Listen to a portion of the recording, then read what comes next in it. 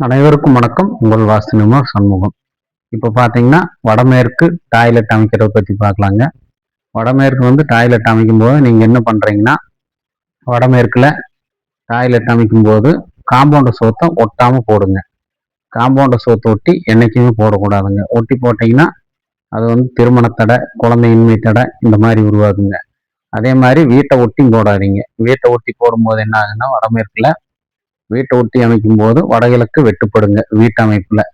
அதனால வடமேற்குல வீட்டை ஒட்டியும் போடாதீங்க. வீட்டை ஒட்டி போட்டீங்கனாலும் இந்த குழந்தையின்மை, திருமண தடை இந்த மாதிரி எல்லாம் நடக்குங்க.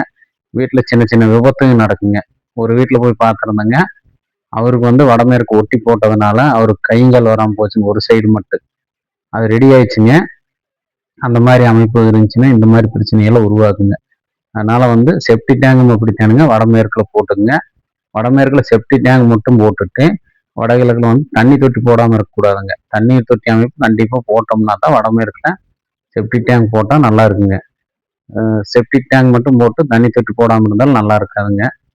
சின்ன போர்வெல் அமைக்கும் போது பார்த்தீங்கன்னா அந்த மூளை குத்தல் இல்லாமல் போர்வெல் போடணுங்க. தண்ணி தொட்டி அமைக்கும் போது அந்த மூளை குத்தல் இல்லாமல் தண்ணி தொட்டி அமைக்கணுங்க.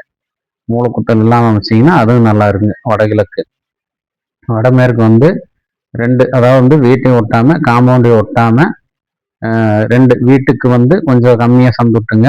வடமேற்குல வடக்க காம்பவுண்ட்ல இப்ப வீட்டை ஒட்டி ஒரு 3 அடி சந்து விடுறோம்னா வடக்கு பக்கம் பார்த்தீங்கன்னா ஒரு 4 அடி இல்லாட்டி ஒரு 3 அடி எச்சா இருக்கணுங்க. அந்த அளவுக்கு சந்து கொடுத்தா லெட்டின் பாத்ரூம் கட்டணுங்க. நம்மளுக்கு இடம் கம்மியா இருந்துச்சுன்னா வீட்டுட்டு ஒரு 1.5 அடி கூட சந்து விட்டு அந்த பக்கம் ஒரு 2 அடி சந்து வடவர் விட்டும் கூட கட்டிக்கலாங்க. அந்த மாதிரி அமைக்கும் போது மட்டும்தானுங்க லெட்டின் பாத்ரூமோட அமைப்பு கரெக்டாக இருக்குங்க. மற்றபடி நம்ம பெட்ரூமை விட பெருசாகவும் அமைக்கக்கூடாதுங்க. லெட்டின் பாத்ரூமை சிறுசாக அமைச்சுக்கோணுங்க. ஒரு 8க்கு 10, 6க்கு 10 அந்த மாதிரி அமைச்சுக்கலாங்க.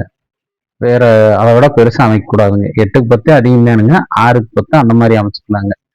இல்லாட்டி சின்னதாக கூட அமைக்கலாங்க. 6க்கு 4, 5க்கு 4 அந்த மாதிரியும் கூட அமைச்சுக்கலாங்க. இந்த மாதிரி அமைக்கும் போது நல்லா இருக்குங்க. நன்றி.